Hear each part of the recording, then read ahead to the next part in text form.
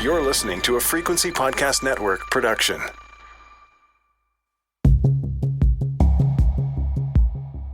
It's the final scene of almost every horror movie.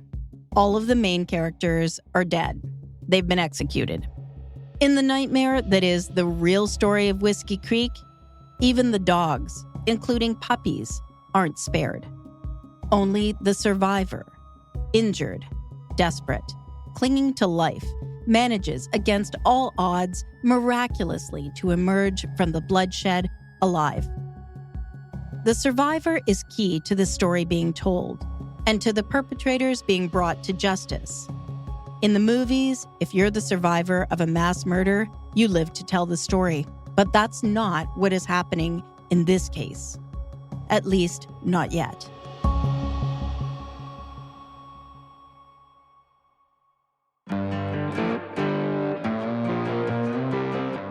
I'm Laura Palmer, and this is Whiskey Creek, Island Crime Season 5. Up until this point, we've talked about all of the victims except for one, our survivor. That's what we'll be getting into in this episode. The Whiskey Creek survivor has never been publicly named. I now know who he is. He is a young Indigenous man in his 20s. For his safety and the safety of those who love him, I won't be using his name. We will simply call him the survivor. I've had multiple conversations now with the source close to this young man. There are people close to them that would prefer they not speak with me. Once, while we talk on the phone, I can hear their partner pleading with them not to carry on the conversation. Sharing this perspective with me is incredibly brave. And once you hear their story, you'll understand why. This is not an anonymous source to me. I know who they are, and I'm confident they have direct knowledge of the survivor. And they will remain a confidential source. I've altered their voice to protect them. I asked my source to take me back to when they first heard about the shootings at Whiskey Creek.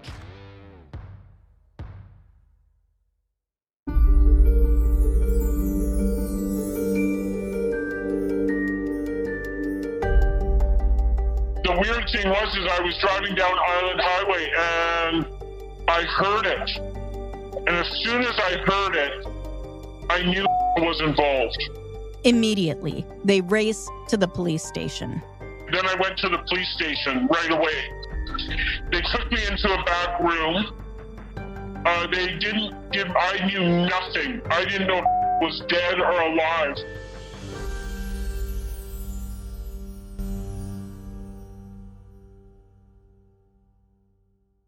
Imagine thinking your loved one could well have been a victim of a massacre, not knowing if they have survived or not. For hours, you wait for news, any news, and your heart and mind fill with memories. I first started calling this young man the survivor because he was the only victim who made it out of Whiskey Creek alive. But as I continue to follow his story, I've come to realize that Survivor was a fitting name long before that Halloween night. When he was a little kid, his favorite song was Zippity Doo Dah.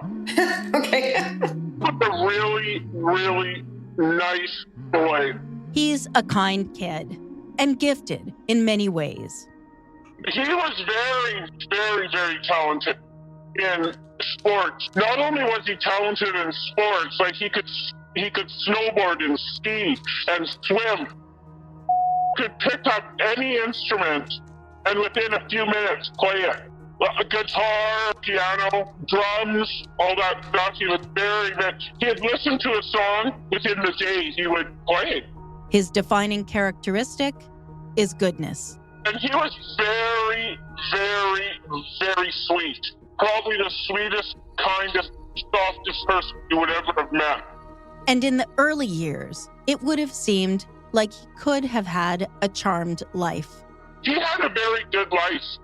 They had a very, very nice upbringing. They had a beautiful home and they had beautiful everything.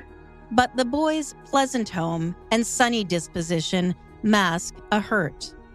His early life is marked by trauma. The survivor is a twin. The twins were born in British Columbia's Okanagan area and adopted as babies. Their birth mom dies of an overdose. Their adoptive parents tried to give the twins a good life. But when he is just 7 years old, the survivor witnesses his adoptive father's sudden death. The pain, the hurt, caused the survivor to have trouble fitting in. He withdraws. Was always picked on. Was a loner. Liked to be with me. He didn't really like to be with anybody else. He liked me. He was a pleaser. That was his personality. And so people would pick on him because of that. He gets counseling, but struggles in school. He'd give people anything he got, he'd give it away, and they would take it. He would go without stuff. He always wanted to feel liked. And before too long, did anything to fit in. That's when he started doing drugs, just to fit in. Then, at just 13 years old, he attempts to take his own life. I asked my source why the survivor was at Sean McGrath's encampment that Halloween night, and what happens to him after the shooting. He never really lived there. He just went there when Sean would take him, and he had stayed. Like Tyler, it seems the survivor is working for Sean in exchange for drugs. He had some, drugs for him, and he had to come and work for it, so would go, of course. Like cut wood, or clean his house, or drive a car, and had no license, but drive a car, and then would work for a couple of days or whatever it was, and I would be looking for him, frantic, of course, and then he would work for Sean, and then, of course, Sean wouldn't have to come there to give him anything. Sean would beat him up a couple of times, too.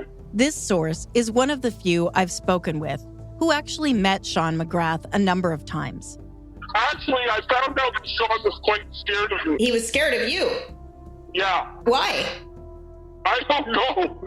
Everybody told me that. It was because I was never afraid of him. I would just approach him, leave him alone. Tell me about that. What were those encounters like?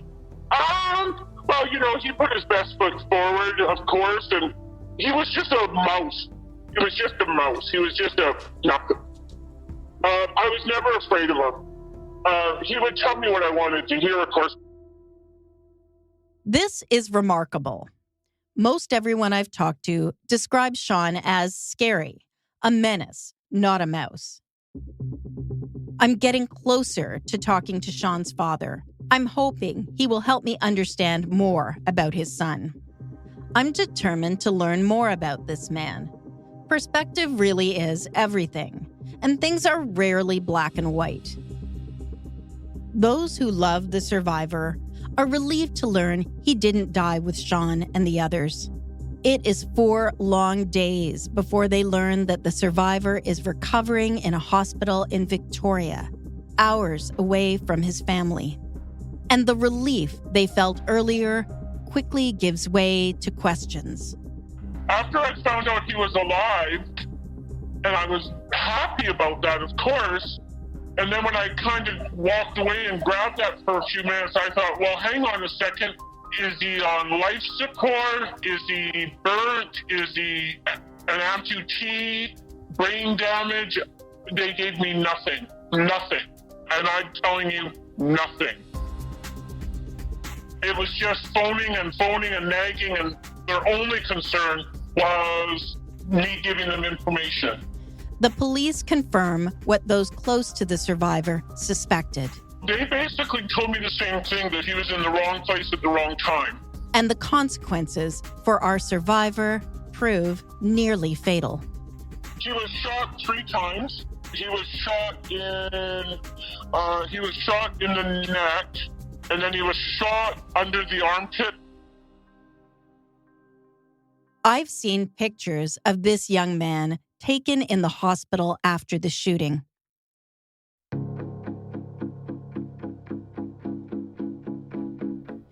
In the pictures, I can see his lean back. There's a fresh incision on his neck near his shoulder and a foot-long suture up his spine. My source believes the survivor was passed out, stoned, when the attack took place. And for once, that might have been a good thing. He was laying there. They shot him. They thought he was dead. Once the killer or killers leave, the survivor makes his escape. When they left the scene, they thought he was dead, and he jumped out of a window. The window leads to a makeshift shelter the survivor has built. I love to build things like caves and all that kind of stuff. And from the grace of God, for some reason, he just happened to build some sort of a shelter thing, and he jumped into it. Investigators are anxious to learn what the survivor knows about the incident and what those close to him may also know.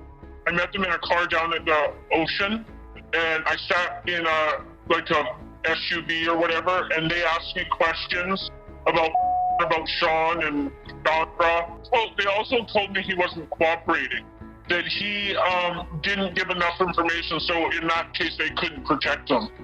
That was more than 2 years ago. I'm told the survivor no longer lives on the island, but he wants to return. He left me a message on my phone basically saying, I don't want to live on the streets anymore and I need help. The survivor misses his twin. They are incredibly close. And he doesn't care, as I told you before, he doesn't care if it means he loses his life. The survivor needs support, but my source believes it's safer for him to stay away until those responsible for the attack are behind bars. I gave him money to leave. I took him to Walmart, I bought him clothes, because I've been told he should not be here.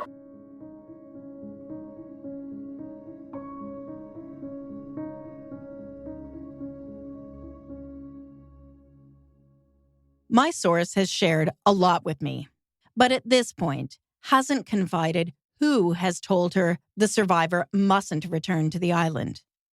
The person or people who did this are still out there.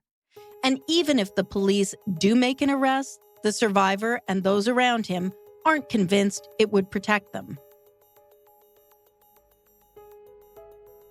You know, they'll be out on parole or they'll be out for a court hearing and it takes forever for a court hearing. And then they walk the streets and then they get beat up and I just can't do it. I don't trust it. I can't do it.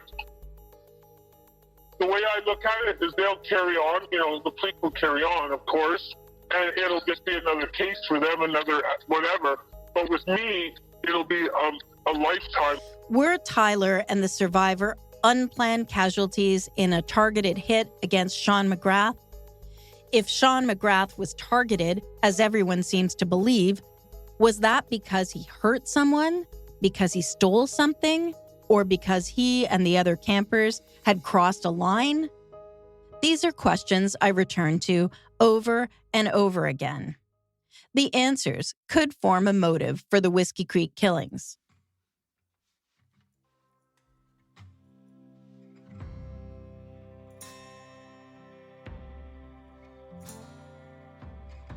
Those close to the survivor and Tyler tell me they tried to get these young men away from Whiskey Creek, away from the violence, the drug use, the unstable, unsafe environment. But others I've spoken with have described another side to the Whiskey Creek encampment, a place where one camper had created a lovely little home surrounded by plants and statues of fairies. I want to learn as much as I can about the Whiskey Creek victims, all of them. Shanda Atkinson, also known as Shanda Wilson, was Sean McGrath's girlfriend. Shanda's family have not yet agreed to speak with me about her. But while I'm out in the community on another interview, I meet a woman who knew Shanda. So I take the opportunity to find out what she knows about this victim of the Whiskey Creek murders. My name is Susan Grondel. And Susan, we were just chatting and you mentioned that you knew Shanda. Yes. And I'm just wondering if you can tell me a little bit about her. Shanda was a very, she loved makeup. She loved clothes. She was a carried at Stanford in Parksville. When I met her, she was just she was a great girl, you know? Susan tells me Shanda was a mom, though I've been told no children were living out at Whiskey Creek, so it seems she is not parenting any of her kids at the time of her death. I also learn that she and Sean McGrath were in a long-term relationship. She lived in the very beginning. I think that's sort of how Sean and her met. My girlfriend owned the house, and Shanda rented out the basement suite, and she was the LPN, and so then Shanda and Sean ended up moving in the basement suite. Were they together for a while? Yes, years. So years before they ended up living together out at Whiskey Creek? Yeah, oh yeah. Normally, I learn about the victims of crime from their families and their closest friends. That's not the case here. Those closest to Shanda have chosen not to speak about her passing. And there are all kinds of reasons people choose not to talk in these circumstances. So I want to be clear, my knowledge of Shanda and her life before the Whiskey Creek killings is thin. Shanda was with myself. She was always very, smiled. She was very nice. She had a very jealous streak. Okay. Yeah. But yeah, she was a good worker. When I knew her, she was a nice person. She had friends. Girls loved her. Girlfriends loved her. Her special girlfriends. Like Tyler, I learned Shanda is also a dog lover. You know, loved animals. They had puppies, and she'd stay up and feed them and bottles. Loved puppies. They had a whole litter of puppies, and I think they gave 2 away and kept the rest. She tells me it is her belief that Shanda, like Tyler and the survivor, was collateral damage in a targeted shooting aimed at Sean McGrath. And she has no reason to think Shanda herself would have been the target. The last time you saw her, what do you remember about that? How was she doing? The last time I saw her, she was all right. She would get frustrated and that with her boyfriend, which was normal. I actually saw them up at Leopard there where they were living. Sometimes there was a lot of people there, sometimes there wasn't.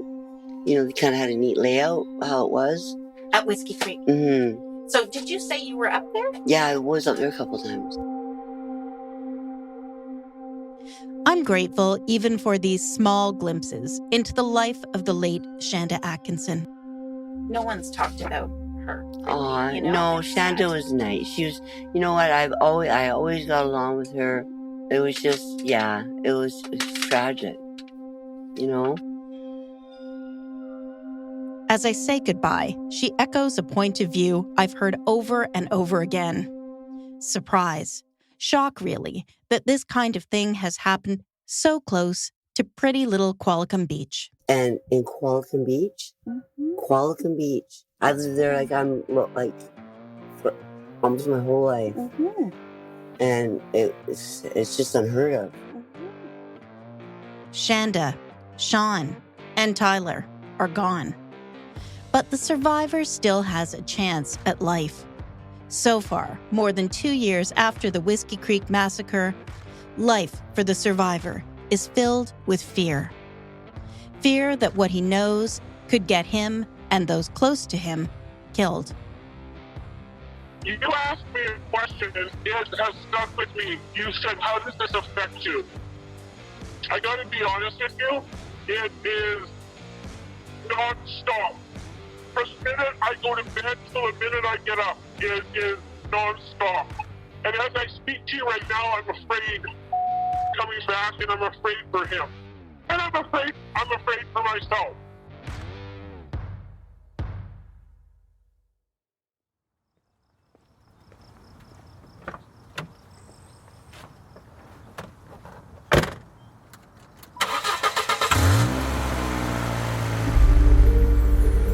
I head back across the island, thinking about the Whiskey Creek encampment. I'm learning it wasn't just home to the people you've heard described up till now. It seems Sean's sister Tina also lived there. And there were others who spent time in and out of the encampment as well. Up until this point, we've talked mainly about the victims of the shooting. But there's another victim that could be connected. We were in disbelief that it happened, but we were also in agreement that it was bound to happen. Bound that she was going to either die in this lifestyle she was living or something horrible, besides death would happen to her because, Kiana was living quite a dangerous lifestyle for some years. That's next time.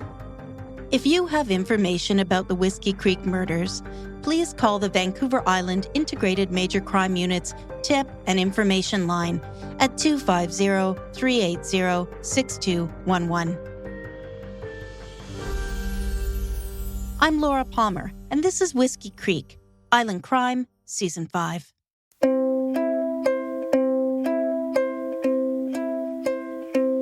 My wristwatch is broken, my shoes are untied. Time is a-ticking, and so is the tide. But I am not worried, things are what they are. Come rain or come shine or a shooting star.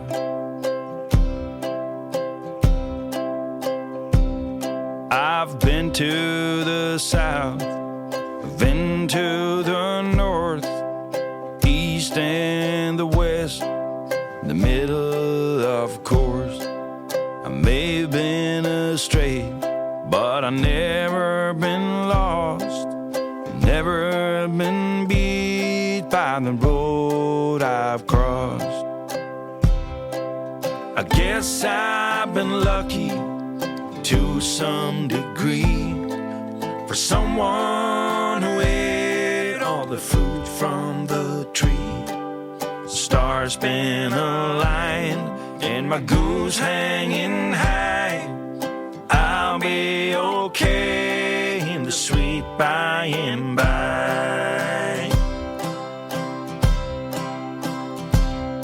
I was born at morning on the first day of June, 1900 and something and two. My mom was a sweetheart, my father was too. They left me a watch and an old pair of shoes. I guess I've been lucky to some degree, for someone who ate all the fruit from the tree. Stars been aligned and my goose hanging high.